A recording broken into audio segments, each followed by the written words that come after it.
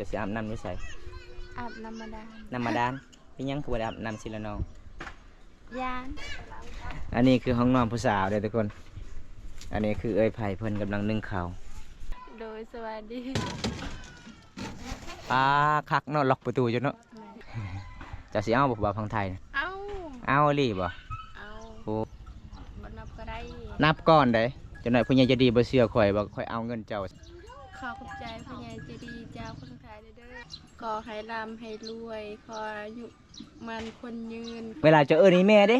จะเอิ้นนี่ได้ พี่ พี่เอิ้นกินข้าวได้บัดนี้ จะร้อย จะด้อยทานแล้วบอกเขาดอกไอ้แม่เจ้านะไอ้แม่เจ้าสองคนนะจะบอกกล้าทามอย่างนี้พอให้บ่ บอแต่ใครไว้จะทาน บ่ได้ทามไอ้พ่อเจ้านี่ผู้สาวมากเนาะเราว่าสิเอาเองยังคนหนึ่งได้เด้สิเอาเมียสามึงได้เจ้าสิให้บ่ ให้เอา ให้เอาเลยโอ้ใจดีเนาะเจ้าเนาะไอ้พ่อจะเอาเมียสามก็ให้ทุกคนเลยสาวสุกมีแม่สองคนพ่อคนหนึ่งเนาะชวนเจ้าลูกสาวลาเนาะคนนี้เอาเมียซอง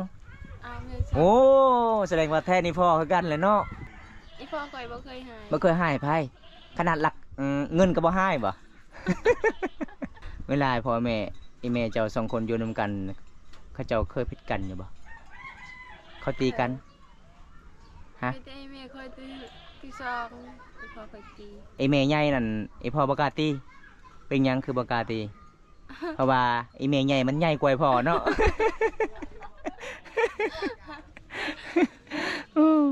ไอแม่เจ้าผู้ที่ซอกนี่น้อยบ่ แม่ เราเลยตีเลยมันจะตัวถ้าสุกค่อยบ่เชื่อเด้ โอ้เขาไม่ได้ตัวได้ โอ้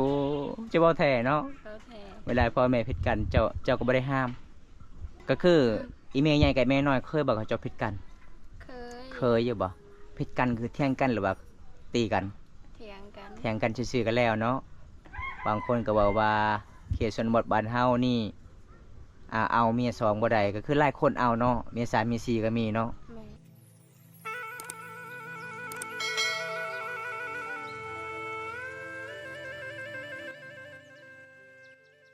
เอา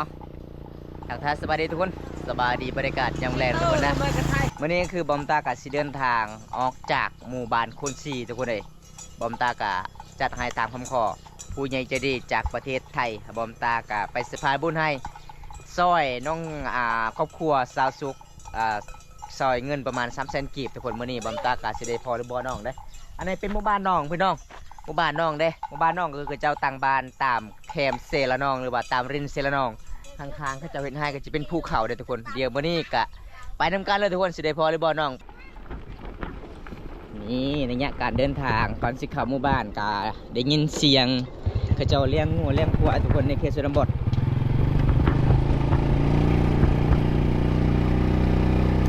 บรรยากาศยามแรงๆพร้อมตากระด้นแล้วบ่ได้ไปเยี่ยมพยายามน้องทุกคน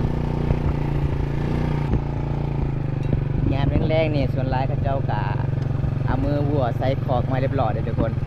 อันนี้เขตชนบทหมู่บ้านของน้องกะนอกจากนี้กะบ่มีแล้วหมู่บ้านทุกคนเลยจะเป็นเขมศิลาน้องเด้นี่บอมตาก็สิไปหาน้องก่อนสิได้พอหรือบ่มื้อนี้บรรยากาศยังแรงส่วนหลายหมู่บ้านนี่กะเขาเจ้าอาบน้ำดำรงชีวิตกะจะเป็นเซละน้องเด้อทุกคนเซละน้องแล้วก็มีน้ำมาดานประมาณ2 จุดในหมู่บ้านเขาเจ้าเนี่ยทุกคนเจ้ากำลังอาบน้ำโอ้ละลายโคลนเลยอาบน้ำบรรยากาศยังแรงคือแบบนี้แหละทุกคนเขตชนบทอันนี้เป็นบ้านน้องทุกคนอยู่ทางพุ่นลงไปพุ่นก็จะเป็นสายเซละนองได้เอาลงไปพุ่นได้สายเซละนองอันนี้เป็นจุดบ้องเขาเจ้าตำเขาส่วนหลายหมู่บ้านนี่ก็จะเป็นเฮือนสารบ้านซองเขาเจ้าก็เป็นเพื่อนน้อยๆพี่น้องอันนี้เป็นเส้นทางเขาเจ้าไปอาบน้ำดำรงชีวิตยามแรงอันนี้เป็นสายเซละนองครับทุกคนชาวบ้านกันละหลายคนเลยเขาเจ้าไปอาบน้ำนี่เขาเจ้าก็ไปอาบน้ำได้ไปเลยเปิดไปเด้อไปเด้อทะเลบ่โอ้ไปอาบน้ำเลยนี่แหละพี่น้องวิธีชีวิตบ้านนอกบ้านนาของชมพูรูบ้านเฮาให้บ่ทุกคนยามแรงๆพายๆกันล่องสู่เซละน้องทั้งพุ่นเลยทุกคนอันนี้เป็นบ้านน้องสาวสุขเด้อเมื่อนี้จะได้พอหรือบ่น้องอันนี้เส้นทางเข้ามาที่เมืองนองทุกคนเส้นทางเข้ามาที่เมืองนอง อันนี้จะเป็นบ้านน้องทุกคนเดี๋ยวผมตาอนุญาตขึ้นเงินสารน้องก่อนจะได้พอหรือเปล่ามันนี่ป้าช่วงนี้น้ำไหม้กำลังออกเลยทุกคนอันนี้เฮือนเขาเจ้ากับบ่มีช่างสีเขาเจ้าก็ต้องใส่ยาคาในมะม่วงเด้ผู้สาวอยู่เฮือนสวัสดีผู้สาว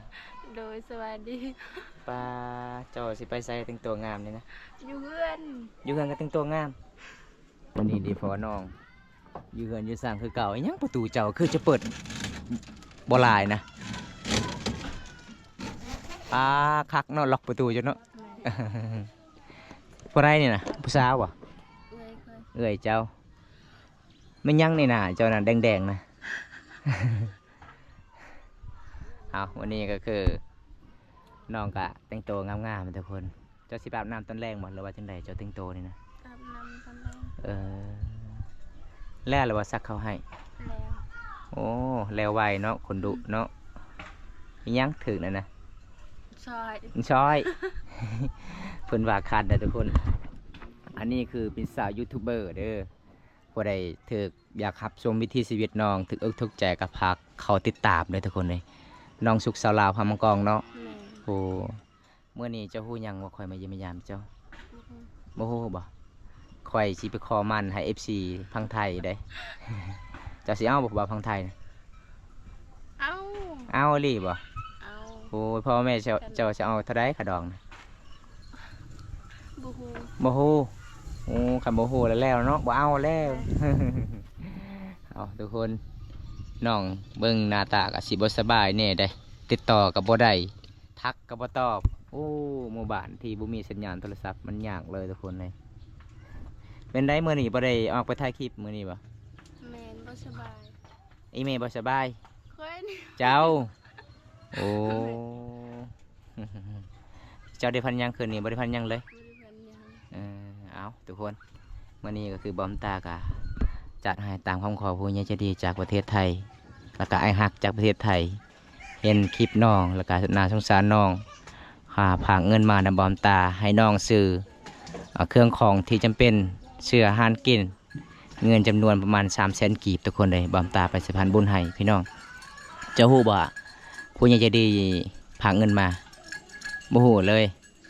เจ้าเคยเห็นบ่อายใหญ่เพิ่นบ่เคยเห็นเลยโอ้เอ้าที่เจ้าได้พอยิมุสิโปดมื้อนั้นเด้ชื่อบ่ ชื่อ ชื่ออยู่เนาะเป็นจังไดรออยู่บ่อายเพิ่นนะ ดอ ใจดีอยู่บ่ ใจดี ใจดีเนาะเพราะว่าอายใหญ่เพิ่นก็ซอยครอบครัวทุกอย่างละลายครอบครัวเลยมื้อนี้ก็คือบอมตาก็ดีใจนำน้องหลายผู้ใหญ่ใจดี ติดต่อทางบอมตาให้สิผ่านบุญละลายคนที่อายใหญ่เพิ่นเห็นคลิปทุกคนเลยจะได้บอมตากะสิไปมอบเงินให้น้องเลยเพราะว่าน้องก็บ่สบายแน่ได้มื้อนี้ได้แต่งโตวบัดอยู่เฮือนแต่งโตวบัดออกนอกบ่ได้แต่งโตวเด้อพี่น้อง เพิ่นว่าการแต่งโตวออกนอกนี่ยันผู้บ่าวญาติกันเด้ต้องอยู่เฮือนตลอดเลยพี่น้องเอ้ยคอยละคิดว่าผู้เฒ่าได้กูเห็นติซอกเมื่อกี้นี่ได้ซอกบักใหญ่ๆเลย อิหยังศกเจ้าคือแดงเลยเจ้าท่ายังทากะปิบ่ สาวสุกเนี่ยลมดีตลอดเลยมาเมื่อนี้ทุกคนเอาจะได้บอมตากะสีมอบเงินให้น้องเลยทุกคนเลยได้เงินแล้วเจ้าจะซื้อหยัง ชื่อเป็นนัว ซื้อเป็งนัวอีกแล้วเมื่อได้ก็เป็งนัวตลอดเนาะเจ้าเนาะ ว่าเป็นนัวบ่มีเด้ เป็งนัวบ่มีบ่เอานับลองเบิ่งน้อง บ่นับก็ได้ นับก่อนเด้จังหน่อยผู้ใหญ่จะดีบ่เชื่อข่อยบ่ข่อยเอาเงินเจ้า300,000 กีบนับก่อนใบยังอันนี้นะใบ5,000คือเก้าปลาจักใบอันนี่นับเบิ่งจักใบ ตารางนับ ฮะจักใบ 8 11 กัน11เรือแล้วเงินน่ะใบยังเนี่ย ใบ5,000 ใบ5,000 โอ้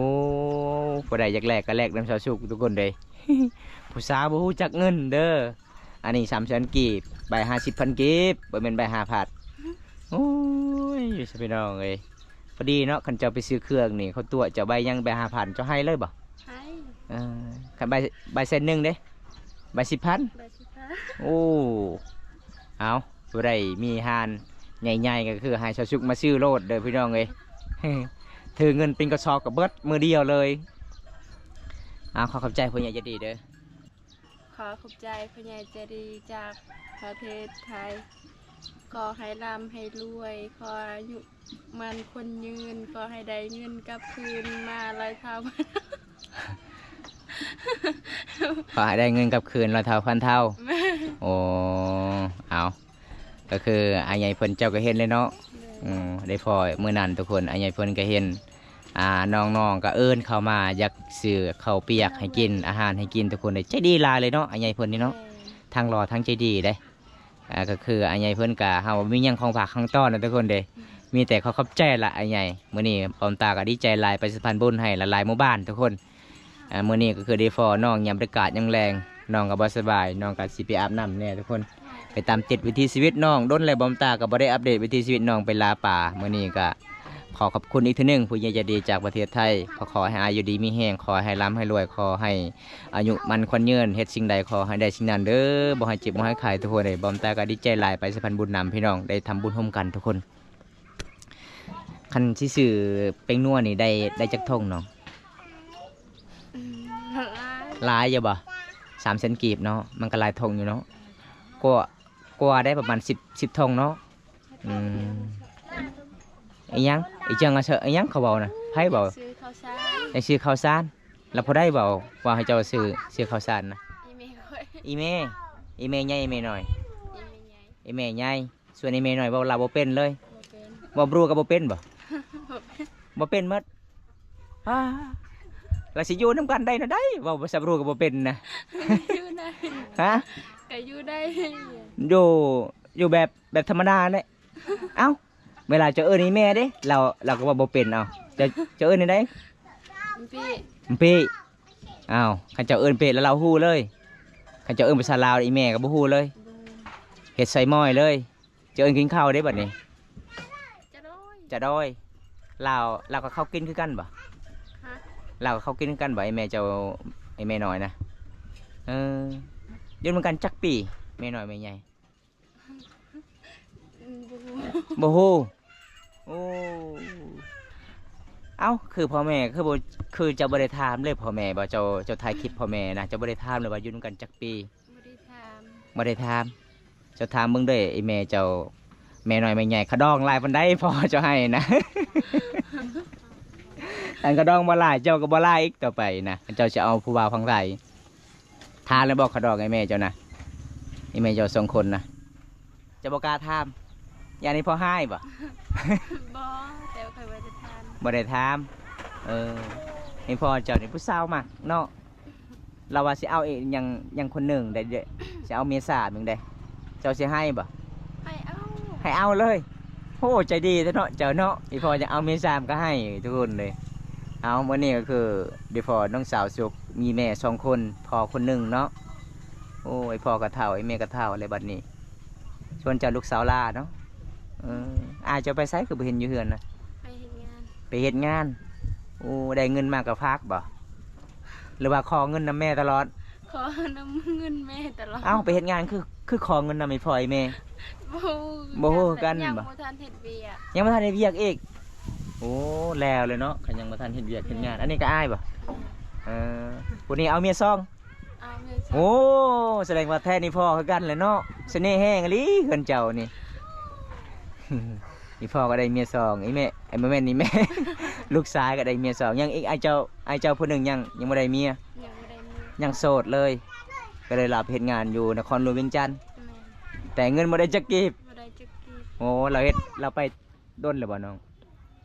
โดนแต่ก็บ่ได้มีปานใดแหละประมาณประมาณเดือนหนึงแหละ อ้าวด้นแต่บ่ได้ด้นบันไดเดี๋ยวเดือนหนึงเนาะ เอาแต่บ่ได้ด้นบันไดเด้อทุกคนเลยมี FC หลายๆคนคิดฮอดเจ้าว่าเป็นหยังเซาสุกช่วงนี้คือบ่ได้ไปล่าปลาบางคนก็บอกว่าเซาสุกเฮ็ดกินปลางามแท้นุ่งทรงขาสั้นเขาเว้านะแม่นหรือว่าจะเฮ็ดกินเลยบ่ แม่ โอ้บางคนก็โอ้จนนอนบ่หลับเด้ เบิ่งคลิปเจ้านะน้ำลายออกเลย จะกินส้มจะต่ำเขาเว้า มาเมื่อนี้น้องก็ยืนสานน้องก็สิเงาๆได้เมื่อวานนี้แล้วบ่จะซักเขาให้ แล้ว โอ้ค่อยก็บ่ได้ไปซอยเจ้าค่อยก็ค่าเวียกคือกันไถนาคนเดียวอีกเมื่อวานนี้มืดยังบ่ทันได้แล้ววันนี้ก็มีผู้ใหญ่อีกโทรมาบอกให้บอมตาไปสะพานบุญให้หลายๆคนหลายๆครอบครัว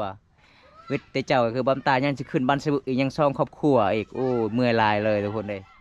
ต้องบ่สู้ก็คือยามผู้ใหญ่ใจดีก็บ่เชื่อบอมตาเฮ็ดคลิปตลอดเลยบอมตาก็ดีใจหลายได้ทำบุญทำกันได้ซอยครอบครัวที่ยากจนเมื่อนี้ก็คือบอมตาหยอกเจ้าไอ้พ่อแม่จะบ่ให้บ่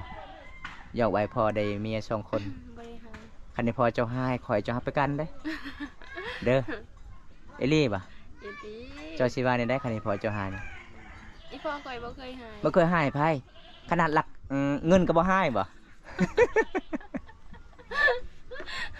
คันนี้พอจะบ่ให้เดี๋ยวข่อยลักเอาได้หมูตัวหนึงเด้อแท้บ่สาวสุก แท้ เจ้ารับประกันลีบ่อันนี้พอเจ้าไล่จับพันข่อยจะเฮ็ดหยังบัดนี้ ข่อยสิจับเจ้ามือเฮือนได้ โอ้สาวสุกอารมณ์ดีได้เงิน300,000กีบเลยทุกคนเพิ่นว่า12ใบ50เอาตอนนี้ก็คือเจ้าก็เอาไว้เลยเงินเอาไงน้องสิให้พ่อแม่หรือว่าสิเอาไปนำเจ้าเอง ให้พ่อแม่ ให้พ่อแม่คันเจ้าให้พ่อเจ้านี่อีพ่อมักเล่นผู้สาวหมดได้เงินได้อีพ่อเจ้านี่เสน่ห์แห้งตอนนี้นะ อีหยังก็เขามักหมดหล่อเนาะคนหล่อเราต้องแบบนี้เด้ เวลาพ่อแม่อีแม่เจ้าสองคนอยู่นำกัน เขาเจ้าเคยผิดกันอยู่บ่เขาตีกันฮะ ไม่ได้แม่คอยที่สองอีพ่อคอยตี ไอแม่พูดไอแม่ใหญ่นั่นไอพ่อบ่กล้าตีเป็นหยังคือบ่กล้าตี เพราะว่าไอแม่ใหญ่มันใหญ่กว่าไอ้พ่อเนาะ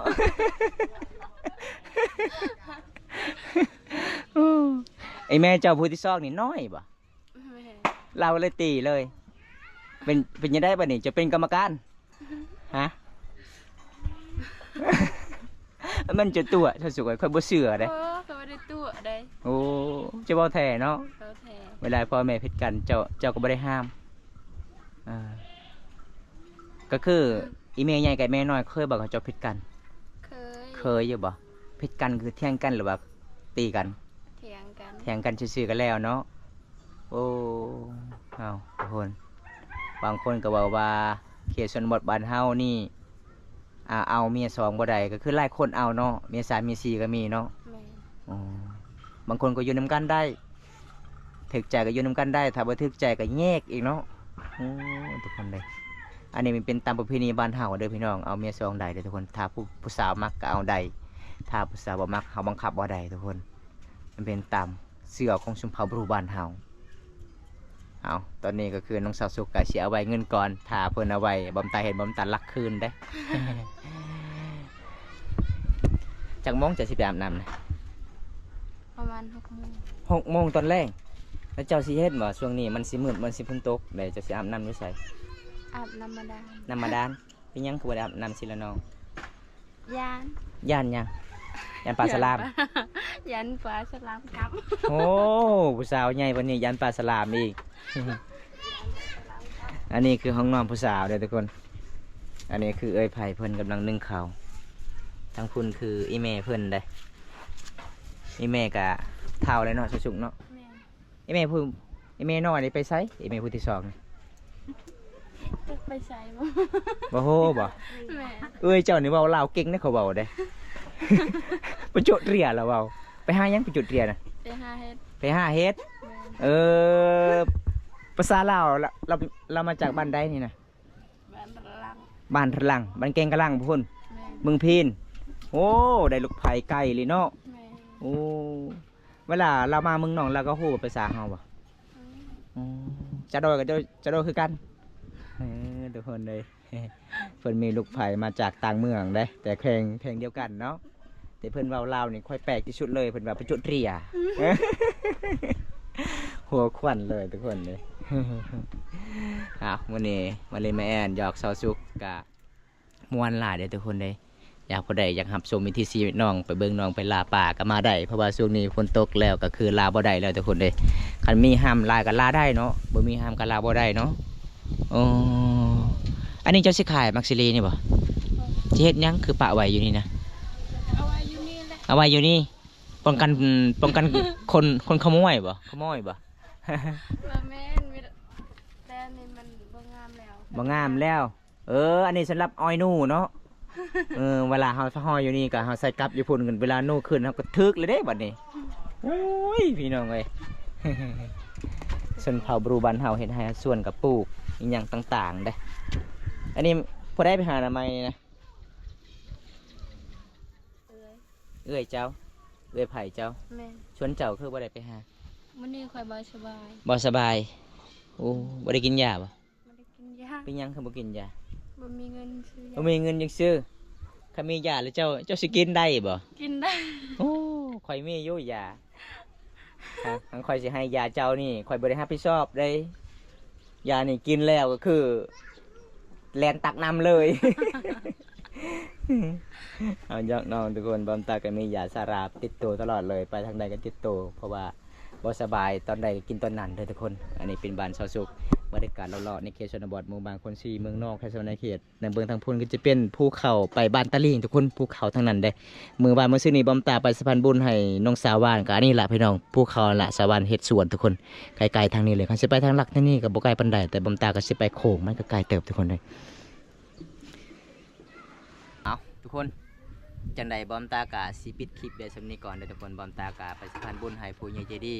หลังจากที่บอมตาออกจากบ้านแกงอลองและกาเดินทางไปมุ่งหน้าเข้าสู่บ้านสาวสุขพี่น้องหมู่บ้านคนสีหมู่บ้านนี้กาดำรงชีวิตอาบน้ำอาบในต่างแคมป์เซละน้องทุกคนวันนี้ขอบคุณหลายๆผู้ใหญ่ใจดีจากประเทศไทยที่เสียมันและมั่นใจบอมตาคนนี้ไปสะพานบุญให้หลายๆคนหลายๆครอบครัวทุกคนขอให้อายุดีมีแหงขอให้ได้เงินกลับคืนลอยเถาพันเท่าขอให้บอกให้เจ็บบ่ให้ใครทุกคนขอให้อายแต่นี้ต่อไปขอให้อายได้เงินใส่กระเป๋าเต็ม100 ล้านทุกคนเลยบอมตาก็ดีใจหลายพี่น้องเลยบอมตากับบุคคลพันว่าผู้มีผู้ใหญ่ใจดีติดต่อทางบอมตาให้สะพานบุญให้